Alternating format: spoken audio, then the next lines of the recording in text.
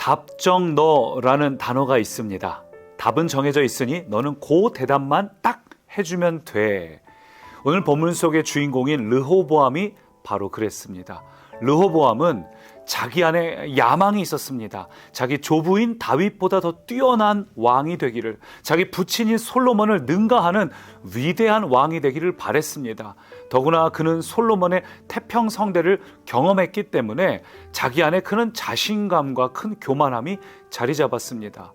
근데 백성들이 막상 르호보암이 왕이 되니까 찾아와서 우리의 이 노역이 너무 많다, 대표적인 공사만 20년을 했으니 얼마나 힘들겠습니까?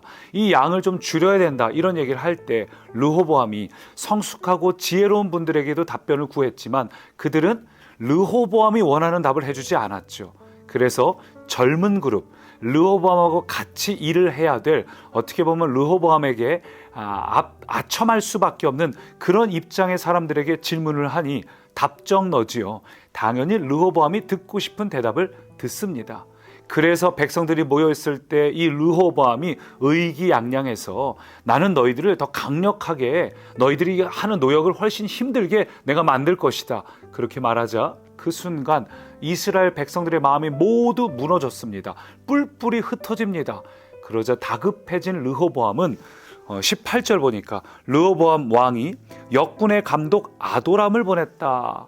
이 백성들의 흩어짐을 막기 위해서 역군의 감독 아도람이요. 그러니까 그동안 이들이 노역을 할 때 그 노동을 총 책임졌던 감독이지요. 이 아도람은 아마 카리스마가 있고 백성들을 굉장히 짓눌렀던, 압력을 가했던 그런 인물일 겁니다. 그래서 이 백성들이 흩어지려고 하니까 카리스마 있는 아도람을 보냈는데 오히려 백성들 입장에서는 그동안 자신을 너무 힘들게 했던 아도람이 오니 얼마나 화가 나겠어요.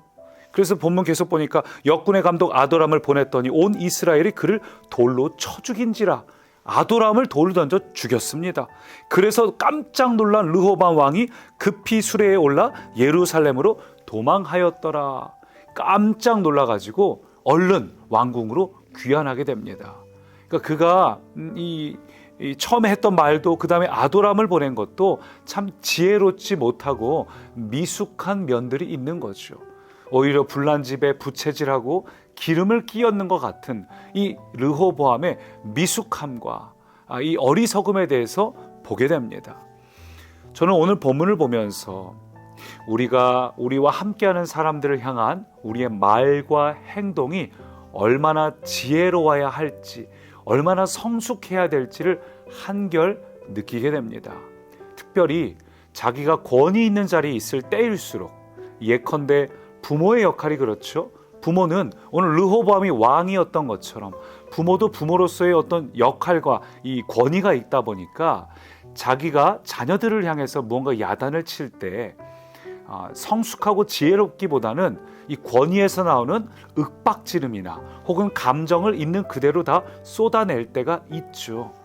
사실 밖에서는 잘 하지만 내부에 와서 가장 편한 존재이기 때문에, 또 자신의 권위가 있기 때문에 아이들에게 우리도 모르게 실수하거나 윽박 지를 때가 있습니다. 저는 요즘 그걸 새삼 느끼는 게 오은영 박사님이 진행하는 금쪽이 나오는 프로그램이 있죠. 그 프로그램 보면 상당수의 문제가 금쪽이 본인의 문제보다는 대부분 부모님의 문제 혹은 환경에서 기인한 것을 보게 됩니다. 금쪽이가 된 것에는 대부분 이유가 있었다는 거죠. 그래서 오늘 이 말씀이 너무나 중요합니다. 공동체를 향한 르호보암이 성숙한가 미숙한가, 우리도 마찬가지입니다. 여러분, 우리가 신앙이 얼마나 건강한가, 우리의 신앙이 얼마나 성숙한가, 건강한 신앙생활의 척도는 건강한 대인 관계를 보면 알 수 있습니다. 우리와 함께하는 사람들과의 대인관계, 공동체를 어떻게 대하느냐, 그것이 우리의 신앙의 건강함을 드러내는 지표입니다.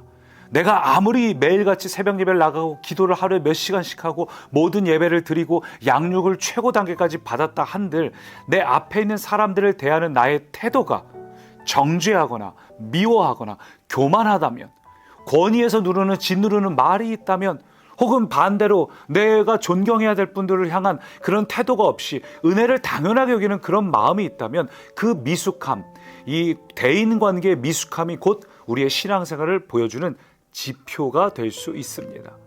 그래서 저는 오늘 본문을 보면서 로마서 1장이 떠올랐는데 로마서 1장 28절 보면 이런 말로 시작이 돼요.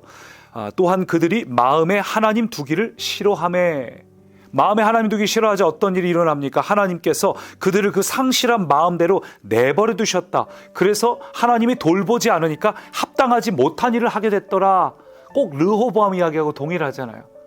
아까 오늘 본문을 보면 르호보암이 그렇게 된 것은 하나님이 예비하신 일이라 했는데 하나님이 르호보암을 그쪽으로 몰아갔다기보다는 하나님이 르호보암에게 기회를 줬으나 르호보암의 이 완고함이 결국은 하나님을 떠나게 된 거죠. 하나님께서 그들을 상실한 마음대로 내버려 두셨다. 그러자 합당하지 못한 일이 일어나는데 29절 보니까 곧 모든 불의, 추악, 탐욕, 악의가 가득한 자요. 여기까지는 개인적인 영역의 죄입니다. 이기심 같은 거죠. 근데 그 다음부터 등장하는 죄들은 대인 관계에서 일어나는 죄들입니다. 시기, 살인, 분쟁, 사기, 악독이 가득하고 수군수군, 비방하고 능욕하고 교만하고 자랑하고 악을 도모하고 부모를 거역하고 무정하고 무자비하고 이렇게 대인 관계에서 일어나는 문제점들에 대해서 쭉 기록하고 있습니다. 여러분, 죄가 우리 개인의 이기심으로도 드러나지만 죄가 있는 사람들의 특징은 결국은 대인관계에 있어서 이런 미숙함, 잘못된 모습들을 보여준다는 거죠. 저는 또 이런 장면도 떠오르네요. 누가복음 18장에 보면 세리하고 바리새인하고 같이 기도하는 예를 들어서 예수님께서 말씀을 해주시죠. 거기 보면 이 상상 속의 이야기지만 바리새인이 하늘을 우러러서 하나님께 기도하면서 뭐라 그럽니까? 내가 저 세리와 같이 되지 않아서 다행이라고 말하죠. 얼마나 교만합니까? 근데 그 세리를 향해서 비난하고 있는 그 사람이 지금 하나님께 기도하고 있는 거잖아요. 여러분, 정말 하나님을 향해서 예배하고 기도하고 있다면 그를 향한, 공동체를 향한, 미숙한 사람들을 향한 긍휼히 여기는 마음이 있어야 하지 않겠습니까? 결국 우리가 얼마나 기도하냐, 얼마나 하나님 앞에 나와서 손을 들고 예배하느냐, 그것이 내 신앙생활의 건강함을 측정하는 척도가 아니라 내 대인관계가 어떠한지, 내가 얼마나 내 옆에 있는 사람들을 사랑하는지가 사실은 내 신앙생활의 척도입니다. 물론 공동체가 하나 된다는 것은 결코 쉬운 것이 아닙니다. 여러분이 오늘 만나는 사람들, 가족이 되었든 교회가 되었든 아니면은 우리 직장 식구들이 되었든 누가 되었든 공동체 안에는 반드시 미숙한 사람이 있습니다. 답답하고 힘든 사람이 있습니다. 여러분, 그러나 그런 사람들을 품고 성장해 나가는 것, 그것이 하나님께서 여러분에게 원하는 삶의 예배입니다. 삶의 태도입니다. 사랑하는 여러분, 르호보암처럼 미숙한 자가 되지 마시고 오늘 여러분 앞에 있는 사람이 때로 여러분에게 좀 미숙하고 답답한 사람이라 할지라도 그 공동체를 사랑하고 돌볼 수 있는 여러분 되시길 바랍니다. 이 르호보암의 이름 뜻이 백성이 많다라는 뜻이에요.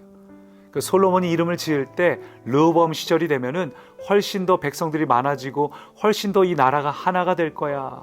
근데 웬걸요? 백성들이 많아졌습니까? 이 일로 인해서 이 10개 지파가 떠나면서 백성들이 확 줄어들어 버렸습니다. 하나님이 우리를 향한 계획, 내가 널 통해서 이 세상의 많은 사람들이 하나님께 돌아오게 만들 거야. 여러분에게 그리스도인이라는 이름을 주었는데 여러분 그 이름에 걸맞도록 여러분 앞에 있는 사람들을 돌아보고 사랑할 줄 아는 삶의 예배자 되십시오. 건강한 대인관계, 그것이 건강한 신앙생활의 척도입니다. 살아계신 하나님, 오늘 우리 안에 혹 바리새인처럼 교만한 마음이 있지는 않았는지 돌아봅니다. 하나님, 내 앞에 있는 사람들을 사랑할 수 있는 마음을 부어주십시오. 하나님 앞에 있는 것처럼 우리 앞에 있는 이 공동체를 대할 때에도 사랑의 마음으로 그들을 바라보고 대하게 하여 주옵소서. 하나님, 혹 그렇지 못할 때마다 하나님께 은혜를 구할 때 하나님, 오늘도 우리에게 담대한 용기와 넓은 사랑을 부어주사 이미 주님께서 보여주신 사랑, 끝까지 보여주신 그 사랑으로 우리 앞에 있는 사람들을 품고 사랑하는 복된 날 되게 하옵소서. 예수님 이름으로 기도드립니다. 아멘. 사랑 주님의 눈물 온 세상 위하여 잃어버린 영혼 찾아 오신 주님 지금도 우리를 사랑해 2000년 전 하늘 보좌버리고 이 땅에 오신 주 하나님 어린 양 되사 생명 주며 이를 증거하라 하시네 나는 믿네 거저 받은 귀한 사랑 그 누가 대신하리요 나의 생명 다할 때까지